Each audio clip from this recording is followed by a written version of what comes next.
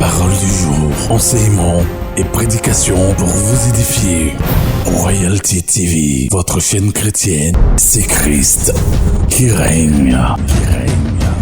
Je tiens à remercier la chaîne Royalty TV, une chaîne de bénédiction, une chaîne qui fait beaucoup pour le corps du Christ.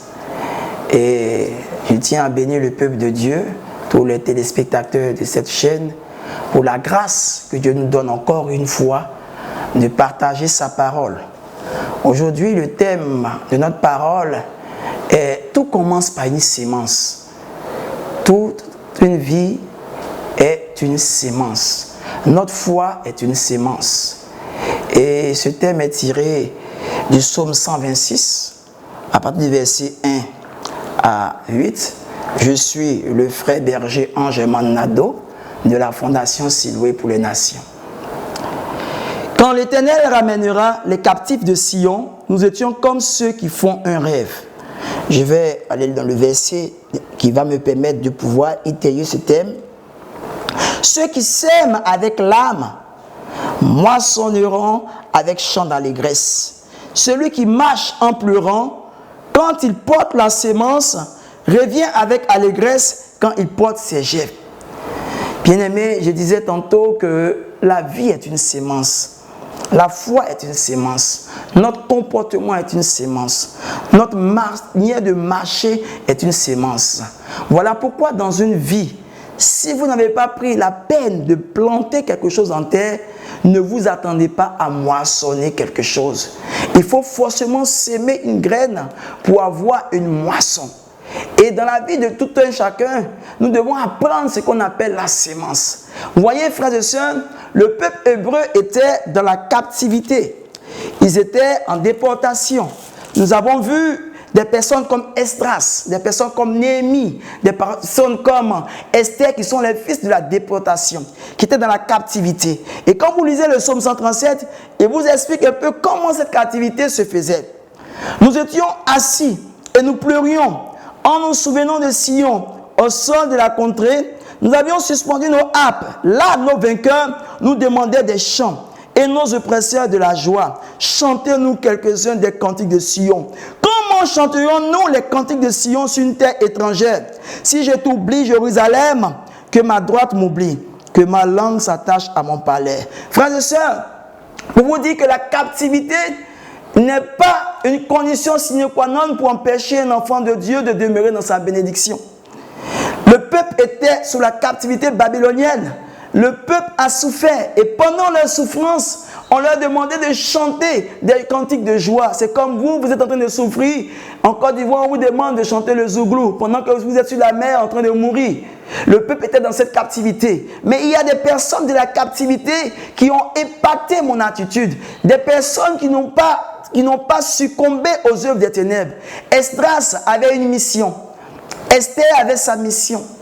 Malgré l'épreuve, malgré l'adversité, malgré les situations recombolesques de la vie, malgré les difficultés qu'ils ont traversées, ces personnes sont restées fermes sur leur appel avec Dieu. Malgré la captivité, c'est quelque chose qui t'empêche d'être heureux, d'être épanoui, d'être dans la joie. Et quand vous vivez une forme de captivité, vous n'arrivez pas à vous relever, vous n'arrivez pas à penser du bien, vous n'arrivez pas à avoir vos priorités, vous êtes comme découragé, déboussolé par les effets de la vie. Mais dans la parole, il y a ces personnes comme Esther qui étaient dans la captivité, qui ont pu sortir de cette captivité. Il y a des personnes comme Daniel, des personnes comme Esdras, des personnes comme Néhémie, malgré la captivité, malgré le mal qu'on leur faisait, Néhémie avait quelque chose dans son cœur. Il se souvenait de la maison d'Israël. Pour lutter contre cette captivité, frères et sœurs, la parole de Dieu nous enseigne que Néhémie a vu le roi et Néhémie a pleuré, a fondu en larmes quand il a vu Jérusalem qui a été dévastée. Il pouvait aller reconstruire la ville de Jérusalem et Néhémie a eu le point pour la mission. Frères et sœurs, et la Bible nous enseigne, comme vous lisez dans l'Ésaïe 49, à partir du verset 24 à suivant, il parle véritablement de la captivité du puissant. Va-t-il toujours demeurer le puissant? Va-t-il avoir toujours le pouvoir sur les enfants de Dieu? Et comment se fait-il que les enfants de Dieu ne puisse pas gouverner? Le butin du puissant lui sera-t-il enlevé? Et la capture faite sur le juste échappera-t-elle? Oui, dit l'Éternel, la capture du puissant lui sera enlevée et le butin du tyran lui échappera.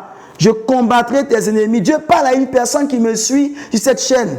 Il combattra tes ennemis et il te souviendra de tes fils. Il fera manger à tes oppresseurs leur propre chair. Frères et sœurs, même lorsque nous vivons dans la captivité, le Seigneur a sa capacité surnaturelle de nous faire sortir de cela. Voilà pourquoi j'ai parlé de sémence. Et la Bible dit en Jean 3 au verset 16 que Dieu a tellement aimé le monde, pas aimé seulement, il a tant aimé le monde qu'il a donné son Fils unique afin que quiconque croit en lui soit sauvé et ne périsse point.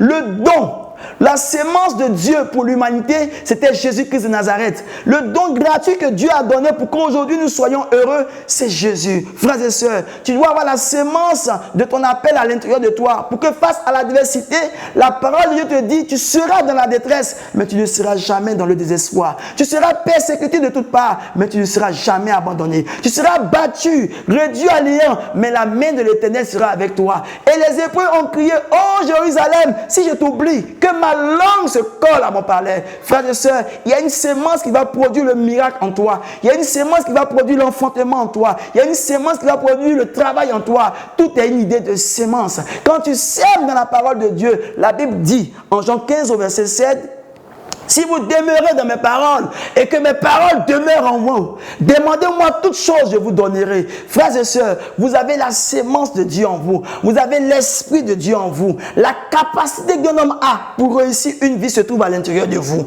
Frères et sœurs, quand vous prenez une orange et vous commencez à manger l'orange, il y a des pépins dans l'orange. Les pépins sont à l'intérieur de l'orange et ce sont les pépins qu'on met en terre et les pépins deviennent un oranger. Ce qui veut dire que la capacité qui permet à un homme de réussir une vie épanouie se trouve à l'intérieur de lui, se trouve en son fort intérieur, par la sémence de l'esprit qui est en lui. Et cette sémence produit l'effet escompté. Si vous avez reçu la profondeur du miracle de Dieu, lorsque vous annoncerez un miracle, les choses iront pour la part. Lorsque vous annoncerez un décret, le Seigneur se manifestera. Voilà pourquoi des personnes comme Néhémie ont tenu dans la captivité, ont tenu dans l'adversité. Malgré les épreuves les plus difficiles, ils sont sortis à cause de leur foi qui a triomphé. À cause de la sémence de la parole qui était en eux, a pris le dessus sur les situations les plus difficiles. Combien de fois voyons des chrétiens qui par rapport aux épreuves de la vie sont comme désemparés, comme déboussolés. Laisse-moi te dire, celui qui sème dans les larmes, il moissonnera avec cri d'allégresse. Il sème dans les larmes veut dire les épreuves, les difficultés. Malgré cela, tu restes fidèle à la loi de ton Dieu. Malgré cela, tu restes fidèle à ton appel. Tu ne te détournes ni à gauche, ni à droite, mais tu avances malgré l'adversité. Cette sémence d'épreuves va se transformer en victoire pour toi. Cette sémence de difficulté va se transformer en changement pour toi. Car tu as la capacité en toi de faire de toi un homme ou une femme extraordinaire. Tu as la capacité en toi de féconder de nouvelles vies. Tu as la capacité en toi de permettre à une personne de réussir une destinée. Frère, je sais que Dieu habite en toi. Et si tu m'entends, tu m'écoutes, toi qui es couché, toi qui es malade, la sémence de Dieu est en toi. L'œuvre du Seigneur est en toi. Dieu t'a tellement aimé qu'il a envoyé Jésus pour apporter véritablement ta délivrance, pour apporter véritablement ton changement, pour apporter véritablement la lumière à ta vie. Et cette lumière, elle repose sur toi. Celui qui sème dans les larmes, celui qui passe par les épreuves, celui qui passe par les difficultés, verra la gloire de Dieu se manifester. Dieu n'a pas dit que ça sera facile. Dieu n'a pas dit que tu ne vas pas souffrir. Dieu n'a pas dit que tu vas rester tel que tu es. Dieu a dit que tu passeras par les épreuves, mais tu triompheras. Tu passeras par les souffrances, mais tu te lèveras. Dieu a dit, tout genou fléchit, mais toute langue confesse qu'il est Seigneur. Et je sais que Dieu est Seigneur de ta vie. Voilà pourquoi ce thème-là doit te permettre de méditer sur la sémence de la vie, qui est la parole de Dieu. Frères et sœurs, tout est une idée de sémence. La parole est cette sémence qui apporte la vie et la victoire. Si vous recevez la sémence de la victoire en vous, un enseignement sur la victoire, vous aurez la victoire dans tout ce que vous faites. Si vous recevez un enseignement sur la guérison, vous recevrez la guérison dans votre activité. Si vous recevez un enseignement sur le miracle, vous opérerez dans le miracle, dans la dimension du surnaturel. Mais la foi en Dieu, sans le miracle, sans la guérison, sans la délivrance, sans la restauration, n'est que philosophe. philosophie, n'est que traité philosophique. Et je parle à une personne parce que la parole de Dieu, si l'esprit de celui qui a ressuscité Christ d'entre les morts habite en toi, sa sémence produira ton miracle. Voici le miracle de Dieu pour toi. Que Dieu te bénisse, que Dieu dépose sa grâce sur toi, que Dieu fasse de toi une nouvelle personne. Avant la fin de cette année, j'impose au silence tous les hommes forts de ta destinée et ne sois pas une victime, sois véritablement un leader. Avance avec les anges de ta destinée. Alléluia. Amen.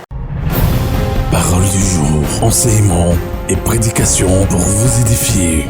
Royalty TV, votre chaîne chrétienne, c'est Christ qui règne.